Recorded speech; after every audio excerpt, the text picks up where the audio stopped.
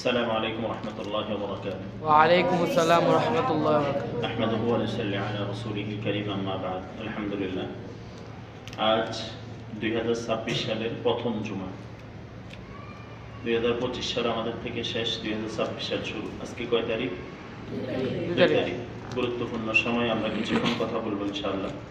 আজকে একটি গুরুত্বপূর্ণ বিষয় আমরা আলোচনা করব, যেটা তোমাদের আমাদের সবার দরকার। সেটা হলো গুনাহ। বলো, গুনাহ করলে কি কি ক্ষতি। এই বিষয়ে আমরা 10টা ক্ষতির বিষয়ে আলোচনা করব ইনশাআল্লাহ। কয়টা? 10টা। গুনাহ কাকে বলে? আল্লাহর বিধান বিরোধী কাজ করাকে গুনাহ বলে। বলো, আল্লাহর বিধান বিরোধী কাজ করে রাসূলের তরিকা বিরোধী কাজ করাকে কি বলে? গুনাহ বলে। গুনাহ বলে। বলো, গুনাহ বলে। বলো, আল্লাহর সমস্ত আদেশগুলো মানা নেকি, আল্লাহর সমস্ত নিষেধগুলো না করা নেকি, আল্লাহ রাসূল সাল্লাল্লাহু আলাইহি ওয়াসাল্লামের সমস্ত সুন্নতগুলো মানা নেকি, রাসূল সাল্লাল্লাহু যা নিষেধ করেছেন তা মানা নেকি। তাহলে আমরা আজকের আলোচ্য বিষয় হলো গুনাহের ক্ষতিসমূহ কি কি। 1 নম্বর ক্ষতি, গুনার কারণে আল্লাহ তাআলা রাগান্বিত হন। নাউজুবিল্লাহ। বলো, নাউজুবিল্লাহ। কে রাগান্বিত হন? আল্লাহ তাআলা। বলো, যে যত বড় হয় তার রাগটাও তত বড় হয়। বলো, যে যত বড় হয় রাগটাও আল্লাহু আকবার, আল্লাহ সবচেয়ে বড়, তার রাগটাও সবচেয়ে বড়। বলো, আল্লাহ যদি বড় হয় আল্লাহর রাগ বড় কিনা? জি। হযরত আমির ইবনে ওয়াথিলা রাদিয়াল্লাহু তাআলা আনহু থেকে বর্ণিত, তিনি বলেন, قال كنت عند علي بن ابي طالب فاتاه رجل فقال ما كان النبي صلى الله عليه وسلم يسر اليك، قال فغضب وقال ما كان النبي صلى الله عليه وسلم يسر الى شيء يكتمه الناس غير انه قد حدثني بكلمات 40. قال فقال ما هن يا امير المؤمنين؟ قال لعن الله من لعن والداه، ولعن الله من ذبح لغير الله، ولعن الله من آوى محدثا، ولعن الله من غجر منار الأرض. এই হাদিসটা মুসলিম শরীফের হাদিস, 5018 নম্বর হাদিস। হযরত ইবনে ওয়াসিলা রাদিয়াল্লাহু তাআলা থেকে বর্ণিত রাহমাতুল্লাহ আলাইহি, তিনি তাবী। তিনি বলেন, আমি আলী ইবনে আবি তালেব রাদিয়াল্লাহু তাআলা আনহু থেকে আনহুর কাছে উপস্থিত ছিলাম। এক লোক তার নিকট এসে বলল, নবী সাল্লাল্লাহু আলাইহি ওয়াসাল্লাম আপনাকে আড়ালে কি বলেছিলেন? আড়ালে মানে গোপনে আলী রাদিয়াল্লাহু তাআলা আনহুকে কোনো একটা কথা বলেছিলেন, সেটা জানতে চাচ্ছিলেন। রাবি বলেন, তিনি রেগে গেলেন এবং বললেন, নবী করিম সাল্লাল্লাহু আলাইহি ওয়াসাল্লাম লোকদের কাছ থেকে গোপন রেখে আমার নিকট একান্তে কিছু বলেননি, তবে তিনি আমাকে 4টি বিশেষ শিক্ষণীয় কথা বলেছেন। কয়টি? 4টি। বর্ণনাকারী বলেন, এরপর লোকটি বলল, আমিরুল মুমিনিন, সে 4টি কথা কি আমাদেরকে বলুন। 1 নম্বর, যে লোক তার পিতামাতাকে অভিসম্পাত করে আল্লাহ তাকে অভিসম্পাত করেন। নাউজুবিল্লাহ। বলো, অনেক সন্তান আছে মা উপরে গজব বেড়ে দেয়, আমার আব্বার উপরে গজব পড়ুক, আমার মায়ের উপরে গজব পড়ুক, তারা আমাদেরকে টাকা দিয়ে যায় নাই, পয়সা দিয়ে যায় নাই, ঘর দিয়ে যায় নাই, বাড়ি দিয়ে যায় নাই, এই সেই বলে মাতা পিতাকে লানত করে। বলো, মাতা পিতাকে কি করে? লানত করে। যারা মাতা পিতাকে লানত করে আল্লাহ তাআলা তাদেরকে কি করেন? লানত করেন। তাহলে আল্লাহর লানত থেকে বাঁচতে হলে মাতা পিতাকে কি করা যাবে না? লানত দেওয়া যাবে না।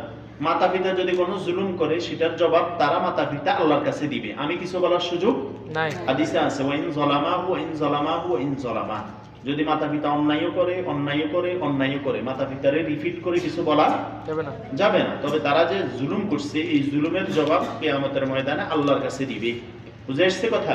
1 নাম্বার। 2 নাম্বার হলো, যে লোক আল্লাহ ব্যতীত ভিন্ন কারো নামে জবে করে আল্লাহ তার উপরে অভিসম্পাত করেন। এই জন্য হিন্দুদের পূজার সময় অনেকগুলা মাথা বিক্রি হয়, দেখবা বাজারে। এই মাথাগুলো কিনা জায়েজ নেই। কেন? কারণ পূজার সময় হিন্দুরা যখন তারা দেবতার নামে কি দেয়? বলি দেয়, পাঠা বলি দেয়, খাসি বলি দেয়, এগুলো তো আল্লাহর নাম নেওয়া হয় না। বলো, কার নাম নেওয়া হয় না? আল্লাহর নাম ছাড়া যে কোনো জিনিস জবাই করলে হালাল হবে না হারাম হবে? হারাম হবে। এটা জায়েজ নাই, এদের উপর আল্লাহ লানত। 3 নম্বর, সেই ব্যক্তির উপর আল্লাহ তাআলা অভিসম্পাত করেন যে কোনো বেদাতি লোককে আশ্রয় দেয়। বেদাতি রাসূলের সুন্নত না, সুন্নত বলে চালাই দিছে, এগুলোকে বেদাত বলে। বলো, সুন্নতের লেভেল দিয়ে বেদাত চালু করে যারা, এদেরকে বেদাতি বলে, এদের উপর আল্লাহ লানত। 4 নম্বর হলো, যে ব্যক্তি জমিনের সীমানার চিহ্নসমূহ অন্যায়ভাবে পরিবর্তন করে তার উপর আল্লাহর অভিসম্পাত করেন। তার মানে বুঝছো না, জমিনের সীমানা আছে এইখানে, সে কি করলো? সীমানার খুঁটিটা উঠাইয়া আরো 2 হাত 2 বিঘা 2 ইঞ্চি বাড়াই দিল, এটাও আল্লাহ তাআলা লানত পাবে সে। নাউজুবিল্লাহ। বলো, বুঝে আসছে কথা? তাহলে আল্লাহ তাআলা গুনাহের কারণে খুশি হন না রাগান্বিত হন? এভাবে অনেকগুলো উদাহরণ বলা যায়, আজকে শুধু আমি সংক্ষেপে বলতেছি। 1 নম্বর, গুনাহের প্রথম ক্ষতি কি? আল্লাহ ওয়া রিদওয়ানুন মিনাল্লাহি আকবার। আল্লাহর সন্তুষ্টি সবচেয়ে বড় সন্তুষ্টি। বলো, আল্লাহর সাথে সবচেয়ে বড় সন্তুষ্টি। দুনিয়ার সব মানুষকে সন্তুষ্ট করার পেরেছেন। জামাই বেচারা বউরে সন্তুষ্ট করতে করতে করতে করতে পুরা দিন সন্তুষ্ট করার পর আবার কোন লাইনে বাঁকা হয়ে গেল। ছেলে বাপের সন্তুষ্ট করতে চাইতেছে আবার কোন লাইনে বাঁকা হয়ে গেল। বাপ ছেলে মেয়ের সন্তুষ্ট করতে চাইতেছে কোন লাইনে বাঁকা হয়ে গেল। বস কর্মচারীদের খুশি করতে চাইতেছে কোন লাইনে বাঁকা হয়ে গেছে। সবচেয়ে খুশি করা সহজ কাকে? আল্লাহ। বলো কাকে? আল্লাহ। আর গুনাহের কারণে আল্লাহ খুশি হন না নারাজ হন? নারাজ। বলো, নারাজ। অর্থাৎ আল্লাহর অপছন্দনীয় কোনো কাজ করলে আল্লাহ কি হন? রাগান্বিত হয়, নারাজ হন। 2 নাম্বার, মানুষ গুনাহের কারণে অপমানিত হয়। বলো, কি বলছি? মানুষ গুনাহের কারণে লজ্জিত হয়, অপমানিত হয়, অপদস্থ হয়, ছোট হয়। কি? 1 নাম্বার, গুনাহ মানুষকে অপমানিত করে। ক্বালা আব্দুল্লাহ ইবনে মুবারক রাহমাতুল্লাহ আলাইহি বলেন, রাহমাতুল্লাহ বলো, রাহমাতুল্লাহ আলাইহি, উনি তাবেঈ, বিশিষ্ট বুজুর্গ। রাআইতু যুনুবা তুমিতুল কুলুব, আমি দেখেছি গুনাহ অন্তরকে মৃত বানিয়ে দেয়। গুনাহ মৃতকে কি করে দেয়? অন্তরকে কি করে দেয়? মৃত বানিয়ে দেয়। গুনাহ মানুষের অন্তরকে কি বানায় দেয়? কথা বলো। মৃত বানিয়ে দেয়। মৃত বানায় দেয়। ইবাদত মজা লাগে না, জিকির মজা লাগে না, তেলাওয়াত মজা লাগে না, ইয়াদ করা মজা লাগে না, সবক মজা লাগে না। মজা লাগে খেলা, মজা লাগে মোবাইল, মজা লাগে গুনাহের উপকরণ। কথা বুঝে আসছে? 2 নাম্বার, ওয়াকাদ ইউরিসু দুল্লা ইদমানুহু, আর অবিরত গুনাহ মানুষকে লাঞ্ছিত করে। কন্টিনিউ গুনাহ করতে থাকলে এই গুনাহ মানুষকে কি করে? অপদস্থ করে, লাঞ্ছিত করে, ছোট করে। ওয়া তারকুল যুনুবি হায়াতুল কুলুব, গুনাহ ছেড়ে দেওয়া মানে কলব জীবিত হওয়া। গুনাহ ছেড়ে দিলে অন্তর কি হয়? জীবিত হয়। বলো, গুনাহ ছেড়ে দিলে অন্তর কি হয়? জীবিত হয়। জীবিত হয়। 4 নম্বর, ওয়া খায়রু লিনাফসিকা ইসয়ানুহা, গুনাহ ছেড়ে দেওয়া নফসের জন্য উত্তম। গুনাহ ছেড়ে দেওয়া নফসের জন্য কি? উত্তম। উত্তম। তাহলে 2 নম্বর গুনাহ, 1 নম্বর গুনাহের কারণে কে নারাজ হয়? আল্লাহ। 2 নম্বর গুনাহের কারণে কি হয়? অপমানিত হয়। 3 নম্বর, গুনাহ ইলম ভুলে যাওয়া হয়। গুনাহ করলে মানুষ কি ভুলে যায়? ইলম ভুলে যায়, হিফজ ভুলে যায়, ইয়াদ ভুলে যায়। বুঝতেছো? জি। আচ্ছা। قال عبد الله بن مسعود رضي الله عنه إني لأحسب أن الرجل ينسى العلم قد علمه بالذنب يعمله। আব্দুল্লাহ ইবনে মাসউদ রাদিয়াল্লাহু তাআলা আনহু বলেন, আমি আন্দাজ করতে পারি যে মানুষ গুনাহের কারণে তার জানা ইলম ভুলে যায়। তাহলে জানা ইলম ভুলে যায় মানুষ কি কারণে? গুনাহের কারণে। বলো, কিসের কারণে? তাহলে আমরা গুনাহের কারণে কোন ইলম যেন আমরা না ভুলি, এটা চেষ্টা করব ইনশাআল্লাহ। ঠিক আছে না? মনে থাকবে? আচ্ছা। আল্লাহ, কান আল ইমাম আবু হানিফা ইদা আশকালাত আলাইহি মাসআলাত ক্বালা লিআসহাবিহি হাযা ইল্লা লিযামবি আহদাসতুহু। ইমাম আবু হানিফা রাহমাতুল্লাহ আলাইহির কাছে কোনো মাসালা খটকা লাগলে তিনি তার ছাত্রদের বলতেন, আমার কোনো গুনাহের কারণে এমনটি হচ্ছে। মানে কিছু জিজ্ঞেসে কেউ বলতে পারতেছে না, বলতেছে যে আমার কোনো গুনাহ হচ্ছে। ওয়া কানা ইস্তাগফিরু, তখন তিনি কি করতেন? ইস্তিগফার করতেন। কি করতেন? আস্তাগফিরুল্লাহ করতেন। ওয়া রুব্বামা কামা ওয়া সাল্লা, কখনো সালাতে দাঁড়িয়ে যেতেন। কি জন্য? ওই যে গুনাহ হইছে এই জন্য। ফাতান কাশিফু লাহুল মাসআলা, ফলে মাসআলা সমাধান হয়ে যেত। সুবহানাল্লাহ, সুবহানাল্লাহ। ইস্তিগফার করতেন। এইজন্য আমি তোমাদেরকে বলি না, পড়ার ফাঁকে ফাঁকে ইস্তিগফার পড়া, কাজের ফাঁকে ফাঁকে ইস্তিগফার পড়া। ইস্তিগফারের ঘটনা তো তোমাদেরকে আমি অনেক শুনাইছি। ওয়া ইয়াকুলু রাজাউতু আন্নি তিবা আলাইয়া, তখন তিনি বলতেন, আমি আশাবাদী আমার তওবা কবুল হয়েছে। সুবহানাল্লাহ, সুবহানাল্লাহ। মনে থাকবে ইনশাআল্লাহ। আচ্ছা, তাহলে 3 নম্বর গুনাহের ক্ষতি গেল। 4 নম্বর, এখানে আরো দৃষ্টান্ত দিছে, আমরা সংক্ষেপে বলতেছি। 4 নম্বর গুনাহের ক্ষতি হলো গুনাহ দিলকে মৃত এবং শক্ত বানিয়ে দেয়, পাথর বানিয়ে দেয়। অন্তরকে কি বানিয়ে দেয়?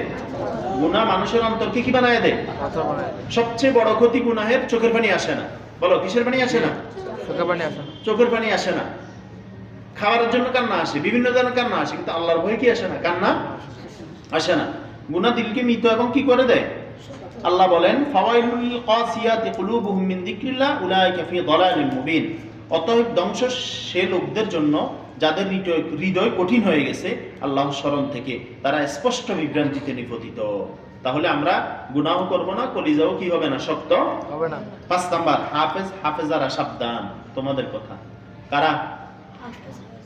কোরআন চর্চা না করাটাই গুনাহ। এই গুনাহ কোরআন ভুলে যাওয়ার কারণ। কোরআন না পড়লে ভুলে যায়, কোরআন চর্চা না করলে ভুলে যায়, সবক না দিলে ভুলে যায়, সবক না দিলে ভুলে যায়, আমুক্তা না দিলে ভুলে যায়, নামাজ তেলাওয়াত না করলে ভুলে যায়, সবিনা না পড়লে ভুলে যায়, পারা ঠিক মতো না শুনলে কথা বলে না, ভুলে যায়।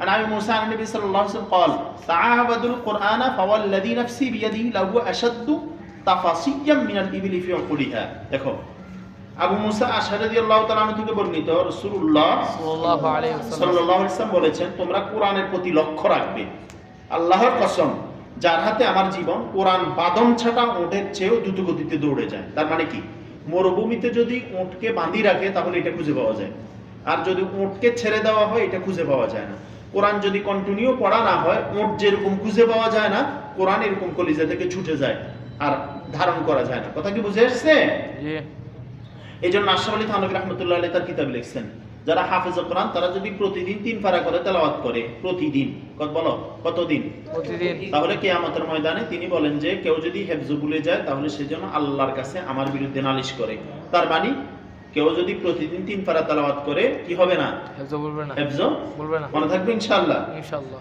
আচ্ছা 6 নম্বর গুনাহ রিজিক থেকে বঞ্চিত করে রিজিক কমাই দেয় গুনাহ কি করে দেয় রিজিক কমায় عن جابر بن عبد الله رضي الله عنه قال قال رسول الله صلى الله عليه وسلم أيها الناس اتقوا الله وأجملوا في الطلب فإن نفسا لن تموت حتى تستوفي رزقها وإن أبطأ عنها فاتقوا الله وأجملوا في الطلب خذوا ما حل জাবির ইবনে আব্দুল্লাহ রাদিয়াল্লাহু আনহু থেকে বর্ণিত তিনি বলেন রাসূলুল্লাহ সাল্লাল্লাহু আলাইহি ওয়াসাল্লাম সাল্লাল্লাহু আলাইহি ওয়াসাল্লাম বলেছেন যে লোক সকল তোমরা আল্লাহকে ভয় করো এবং উত্তম পন্থায় জীবিকা অন্বেষণ করো কেননা কোনো ব্যক্তি তার জন্য নির্ধারিত রিজিক পূর্ণরূপে না পাওয়া পর্যন্ত মরবে না যদিও তার রিজিক প্রাপ্তিতে কিছু বিলম্ব হয় অতএব তোমরা আল্লাহকে ভয় করো এবং উত্তম পন্থায় জীবিকা অন্বেষণ করো যা হালাল তাই গ্রহণ করো এবং যা হারাম তা বর্জন করো তাহলে গুনাহ মানুষকে কি করে রিজিক কমায় দেয় বলো কি করে রিজিক কমায় 7 নাম্বার গুনাহ ফেরেশতাদের দোয়া থেকে বঞ্চিত করে মানুষকে ফেরেশতাদের দোয়া থেকে গুনাহ কি করে বঞ্চিত করে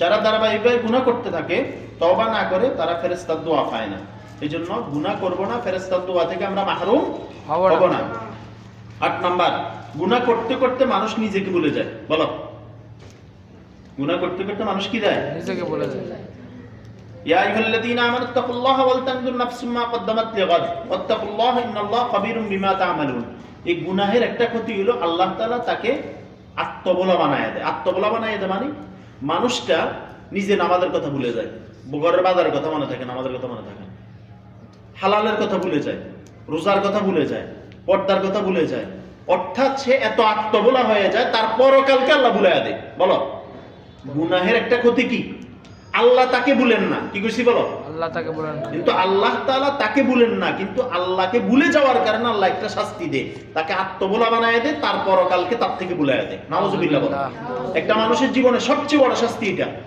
তাকে আত্মবোলা বানায়া দাও তার পরকালকে তার থেকে ভুলাইয়া দাও ছুটাইয়া দাও 9 নম্বর গুনাহ হলো গুনাহ মানুষকে নিঃস্ব বানিয়ে দেয় বলো গুনাহ মানুষকে কি করে দেয় নিঃস্ব বানিয়ে দেয় এখানে রাসূলুল্লাহ সাল্লাল্লাহু আলাইহি ওয়াসাল্লাম বলেছেন তোমরা কি বলতে পারো অভাবী লোককে তারা বললেন আমাদের মাঝে যারা দিরহাম টাকা কড়ি ও ধন সম্পদ নেই সে তো অভাবী তখন তিনি বললেন আমার উম্মতের মধ্যে সেই প্রকৃতি অভাবী লোক যে ব্যক্তি কিয়ামতের দিন সালাত ও সওম রোজা বিভিন্ন নেকি নিয়ে কিয়ামতের ময়দানে কি করবে উঠবে কিন্তু বিশাল নেকির ভান্ডার দেখে সবাই বলবে এই এত বড় নেকিটা কার সবাই বলবে মুখে এরপরে ফাওনাদারের সিরিয়াল আসবে বলো কি আসবে এবার সিরিয়ালওয়ালা অনুযায়ী এই ফাওনাদারকে দিতে একসময় তার নেকি শেষ হয়ে যাবে হাদিসে আছে এরপরে নেকি তো নাই ফাওনাদারের ফাওনা কিভাবে মিটাবে ফাওনাদারের গুনাহগুলো তার কাঁধে নিবে একসময় এত বড় নেকির পাহাড়ের মালিকওয়ালা অভাবী হবে কখন দুনিয়া মানুষের হক নষ্ট করার কারণে সে নিজের নেকি দিতে অন্যের গুনাহ কাঁধে নিয়ে শেষ থেকে এই মানুষটা জাহান্নামী হবে নাউজুবিল্লাহ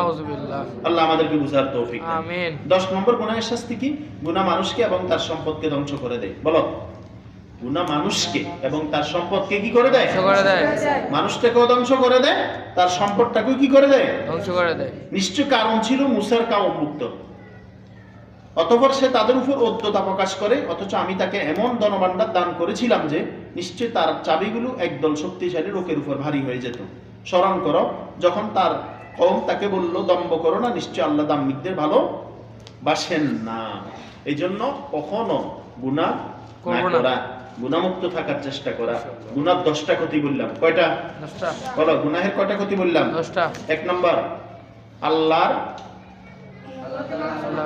রাগান্বিত হন 2 নাম্বার গুনাহ মানুষকে অপমানিত করে 3 নাম্বার গুনাহ ইলম ভুলে যাওয়ার কারণ হয় 4 নম্বর গুনাহ দিলকে মৃত এবং শক্ত বানিয়ে দেয়। 5 নম্বর হাফেজাদের ইয়াদকে ভুলাইয়া দেয়।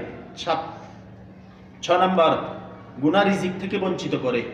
7 নম্বর গুনাহ ফেরেশতাদের দোয়া থেকে মানুষকে বঞ্চিত করে। 8 নম্বর গুনাহ করতে করতে মানুষ নিজেকে কি যায়?